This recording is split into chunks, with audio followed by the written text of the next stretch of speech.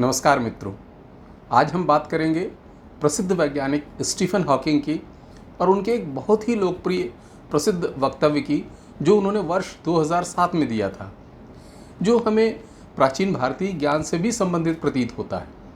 उन्होंने वर्ष 2007 में एक इंटरव्यू में कहा कि I am not religious in the normal sense, I believe the universe is governed by the laws of science, the laws may have been decreed by God but God doesn't intervene to break the laws. अर्थात Stephen Hawking ये कह रहे हैं कि मैं normal sense में जैसा लोग धार्मिक समझते हैं वैसा हूँ नहीं, परंतु मैं विश्वास करता हूँ कि यह यूनिवर्स, यह ब्रह्मांड विज्ञान के नियमों से संचालित होता है। वो नियम हो सकता है कि ईश्वर ने बनाए हों, परंतु ईश्वर फिर उनके बीच में नहीं आता है उन नियमों को तोड़ने के लिए। और यदि हम प्राचीन भारतीय ज्ञान को देखने की कोशिश करें तो हमारा प्राचीन भारतीय ज्ञान, हमारा जो प्राचीन भारतीय दर्शन है, वह भी लगभग कुछ ऐसी ही बात करता है। जैसा कि हम जानते हैं कि हमारे यहाँ कहा गया कि सृष्टा ही सृष्टि हो गया है।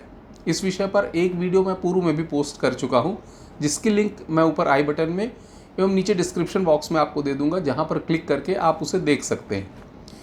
तो जो सृष्टा है उसे हमने ईश्वर का नाम दिया हुआ है, लेकिन हमारे यहाँ जो प्राचीन भारतीय दर्शन यह कहता है कि इस यूनिवर्स के संचालन के लिए, इस ब्रह्मांड के संचालन के लिए ईश्वर ने कुछ विधान बनाए और फिर यह यूनिवर्स, यह ब्रह्मांड उन विधान के आधार पर ही चलता है, उन प्राकृतिक नियमों के आधार पर ही चलता है।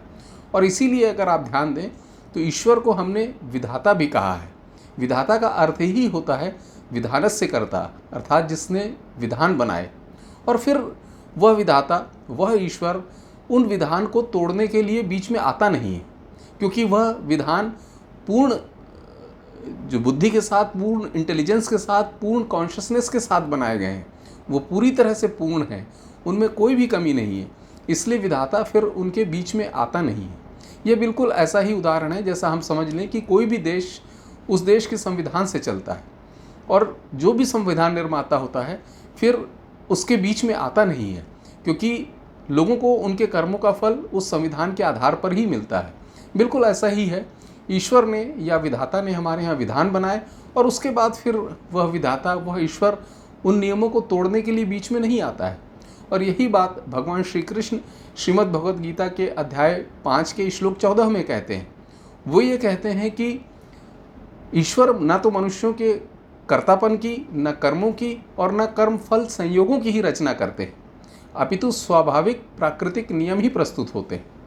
तो बिल्कुल यह स्पष्ट है कि यह बात वैसी ही है जैसा कि स्टीफन हॉकिंग कह रहे हैं। परंतु अगर आप देखें तो वर्तमान समय में बहुत सारे तथाकथित बुद्धिजीवी जो नास्तिक विचारधारा से प्रभावित हैं, वे अक्सर स्टीफन हॉकिंग का ही उदाहरण देते हैं अपने नास्तिक तर्कों को प्रमाणित करने के लिए। परंतु यदि हम देखें तो स्टीफन हॉकिंग भी लगभग वही बातें कर रहे हैं जो प्राचीन भारतीय दर्शन में हज़ारों वर्ष पूर्व से कही गई हैं।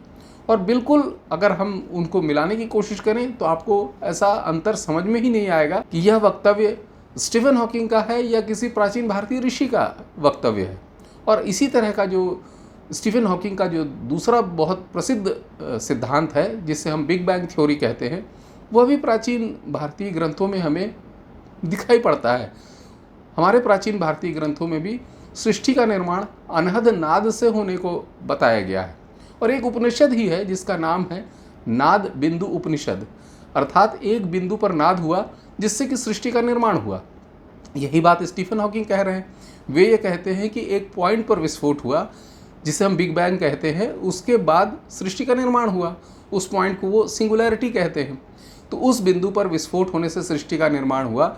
यह बात जो स्टीफन हॉकिंग कह रहे हैं, ये प्राचीन भारतीय ज्ञान में हज़ारों वर्ष पूर्व से कही गई है, जिसमें यह स्पष्ट रूप से कहा गया है कि अनहद नाद के द्वारा, अर्थात एक बिंदु पर अनहद नाद हुआ, उसके बाद सृष्टि का निर्माण हुआ। तो अगर हम ध्यान से देखने की कोशिश करें तो बहुत सारी ऐसी बातें हैं जो स्टीफन हॉकिंग कहते हैं, वो प्राचीन भारतीय दर्शन में ऋषियों ने पहले से ही कही हैं। इसलिए हमें वैज्ञानिक दृष्टि रखते हुए उन वक्तव्यों को, उन कथनों को वैज्ञानिक कसौटी पर कसना चाहिए और उसके बाद किसी निष्कर्ष पर पहुंचना चाहिए। बिना किसी वैज्ञानिक प्रमाण के या बिना किसी वैज्ञानिक कसौटी पर कसे हुए किसी तर्क को, किसी वक्तव्य को खारिज कर देना भी विज्ञान नहीं है, वह भी अंधविश्वास ही माना जाएगा। इसलिए हमें आज आवश्यकता है कि हम जो हमारे प्राचीन भारतीय ज्ञान में ऋषियों के जो वक्तव्य हैं उन्हें हम आधुनिक वैज्ञानिक दृष्टि से देखने का प्रयास करें। और इसीलिए अल्बर्ट आइंस्टाइन का जो प्रसिद्ध वक्तव्य है वो यह है कि विज्ञान धर्म के बिना लंगड़ा है और धर्म विज्ञान के बिना अंधा है। इसका अर्थ बिल्कुल स्पष्ट है। यदि हमें आज धार्मिक बातों के अर्थ समझने हैं तो हमें वैज्ञानिक दृष्टि की आवश्यकता है, और वहीं अगर आधुनिक विज्ञान को भी आज तेज़ी से आगे बढ़ना है तो उसे धर्म की बैसाखियों की आवश्यकता पड़ेगी। इसलिए धर्म और विज्ञान दोनों एक दूसरे के विपरीत नहीं हैं। जितने प्रसिद्ध वैज्ञानिक हुए उनके वक्तव्यों को यदि हम तुलना करके देखें तो प्राचीन भारतीय दर्शन में, प्राचीन भारतीय ज्ञान में भारतीय ऋषियों ने लगभग वैसी ही बातें कही हैं जैसा कि आज आधुनिक वैज्ञानिक कह रहे हैं।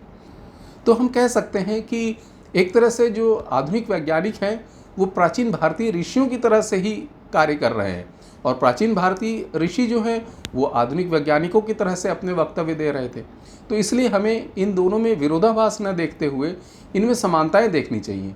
इनमें हमें जो वैज्ञानिक बातें हैं उनके प्रमाण ढूंढने का प्रयास करना चाहिए, और यदि उनके प्रमाण हमें मिलते हैं तो हमें उन्हें स्वीकार भी करना चाहिए। बिना किसी वैज्ञानिक प्रमाण के या बिना किसी वैज्ञानिक तर्क के प्राचीन भारतीय बातों को खारिज कर देना भी विज्ञान नहीं कहा जाएगा। आशा है यह वीडियो आपको अच्छा लगा होगा, यह जानकारी आपको अच्छी लगी होगी। यदि यह जानकारी आपको अच्छी लगी हो तो कृपया इसे लाइक करें। इस वीडियो को अपने अन्य मित्रों के साथ भी शेयर करें, जिससे कि हम इस तरह की प्राचीन भारतीय ज्ञान की जो वैज्ञानिक बातें हैं वो ज़्यादा लोगों तक पहुंचा सकने में सफल हो सकेंगे। कृपया चैनल को भी सब्सक्राइब करें एवं बेल नोटिफिकेशन अवश्य क्लिक करें, जिससे इस तरह की वीडियो की जानकारी आपको समय पर मिल सके। धन्यवाद।